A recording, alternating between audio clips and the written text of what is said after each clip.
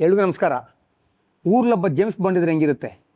ಊರಲ್ಲೊಬ್ಬ James bond ಅಂದರೆ ಒಬ್ಬ ಹೋರಾಟಗಾರ, ದಕ್ಷ ಪೊಲೀಸ್ ಆಫೀಸರು, ಒಂದು ಧೈರ್ಯ ಇರುವಂಥ ವ್ಯಕ್ತಿ ಇದ್ದರೆ ಊರಿನ ಜನ, ಗ್ರಾಮದ ಜನ ನೆಮ್ಮದಿಯಾಗಿರ್ತಾರೆ, ನೆಮ್ಮದಿಯಿಂದ ನಿದ್ದೆ ಮಾಡ್ತಾರೆ, ನೆಮ್ಮದಿಯಾಗಿ ಓಡಾಡ್ತಾರೆ.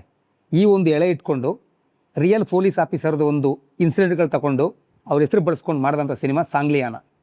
ಅಲ್ಲಿ ಕತೆ ಉಟ್ಕೊಂಡಿದ್ದು ಹಿಂಗೆ, ಊರ್ಲೊಬ್ಬ ಜೇಮ್ಸ್ ಬಾಂಡ್ ಇರ್ತಾನೆ ಹಂಗೆ ಅನ್ಕೋಬೇಕು ನಾವು.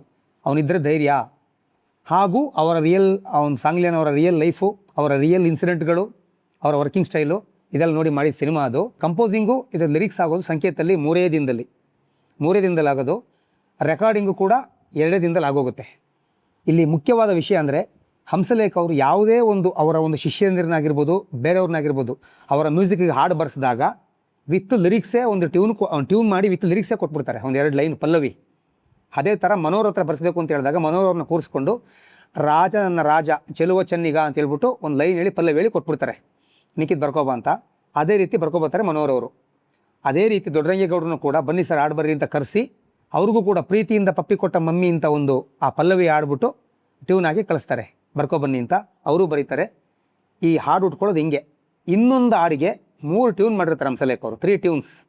ಅದು ಒಂದು ಹಂಸಲೇಖ ಅವರು ಓಕೆ ಮಾಡಿರ್ತಾರೆ, ಅದು ಬೇಡ ಸರ್ ಈ ಟ್ಯೂನ್ ಓಕೆ ಮಾಡಿ ಇದರಲ್ಲಿ ಬರೀರಿ ಅಂತಾರೆ ನಂಜುಂಡಪ್ಪ ಅವರು, ಡೈರೆಕ್ಟ್ರು. ಆಗ ಹಂಸಲೇಖ ಅವರು ಒಂದು ಮಾತು ಕೇಳ್ತಾರೆ, ಅವ್ರಿಗೆ ಮರ್ತೋಗಿರುತ್ತೆ, ನಾಯಕ ಹೆಸರು ಏನು ಹೇಳಿದೆ ನೀನು ಇದರಲ್ಲಿ ಭವ್ಯಂದು ಅಂತ, ಕಾಂಚನ ಅಂತಾರೆ.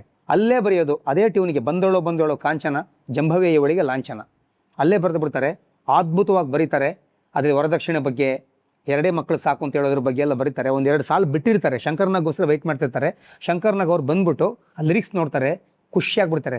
ಇದೇ ಮಾತು ಹೇಳ್ತಾರೆ, ಏನು ಹಂಸಲೇಖ ಅವರೇ ನೀವು ಕಾಂಚನ ಲಾಂಛನ ಇದು ಹೆಂಗೆ ಬರೀತೀರ, ನಿನ್ನ ಮೇಲೆ ಒಂದು ಕವನ ಇದೆಲ್ಲ ಹೆಂಗೆ ಬರೀತೀರ, ಹೆಂಗೆ ಹೊಳೆಯುತ್ತೆ ನಿಮಗೆ ಅಂತ. ಆಗ ಹಂಸಲೇಖ ಅವರು ಒಂದು ಫನ್ನಿಯಾಗಿ ಒಂದು ಡೈಲಾಗ್ ಹೊಡಿತಾರೆ, ಕಾಂಚನ ಬಂತು, ಇದೇ ಮಾತು ಹೇಳ್ತಾರೆ, ಕಾಂಚನ ಬಂತು ಅಂದರೆ ಅಡ್ವಾನ್ಸು ಬಂತು, ಲಾಂಛನ ಸೇರಿಸಿ ಬರೆದುಬಿಟ್ಟೆ ಅಂತಾರೆ. ಈ ಥರ ಒಂದು ಕಾಮಿಡಿ ಮಾಡ್ತಾರೆ.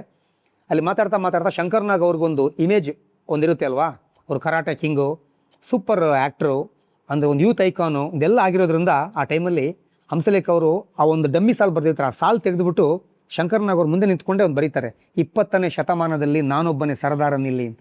ಇದೇ ಹಾಡಲ್ಲಿ ಬರೆಯೋದು, ಇದೇ ಸಾಲು ಬರೆಯೋದಲ್ಲಿ ಶಂಕರ್ನಾಗ್ ಅವ್ರಿಗೆ ಇನ್ನೂ ಖುಷಿ ಆಗ್ಬಿಡ್ತದೆ. ಇದ್ರ ಟ್ರ್ಯಾಕ್ ಎಲ್ಲ ಆಡೋದು ಎಲ್.ಎನ್. ಶಾಸ್ತ್ರಿ ಅವರು, ಚಂದ್ರಿಕಾ ಗುರುರಾಜ್ ಅವರು. ನೋಡಿ, ಶಾಸ್ತ್ರಿ ಅವಾಗಲೂ ಇದ್ದರು, ಚಂದ್ರಿಕಾ ಗುರುರಾಜ್ ಅವರು ಕೂಡ ಇದಕ್ಕೆ ಇಬ್ಬರು ಸೇರಿ ಟ್ರ್ಯಾಕ್ ಆಡ್ತಾರೆ. ನೆನೆಸ್ಕೋಬೇಕು ಇವತ್ತು ಅವ್ರನ್ನೆಲ್ಲ ನಾವು.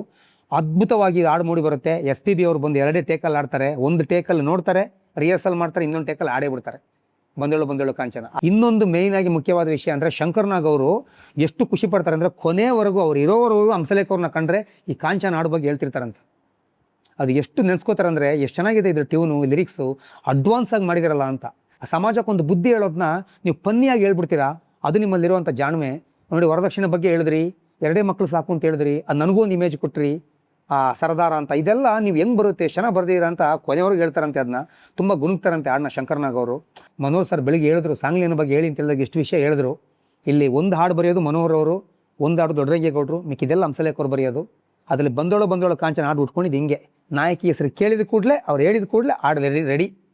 ಅದರಲ್ಲಿ ಶಂಕರ್ನಾಗ್ ಅವ್ರಿಗೊಂದು ಇಮೇಜು, ಇದೆಲ್ಲ ಮಾಡಿದ್ದಾರೆ. ಇದು ನೆನಪಾಯಿತು ನನಗೆ. ಸಾಂಗ್ಲಿಯಾನ, CBI ಶಂಕರ್, SP ಸಾಂಗ್ಲಿಯಾನ, ಇದು 3 ಫಿಲಮ್ಸ್ ಆಲ್ಬಮ್ ಸೂಪರ್ ಹಿಟ್ ಹಾಡುಗಳು. ಮುಂದಿನ ದಿನದಲ್ಲಿ ಇನ್ನೊಂದು ಹಾಡೊಂದಿಗೆ ಬರ್ತೀನಿ. ಓಕೆನಾ? Thank you.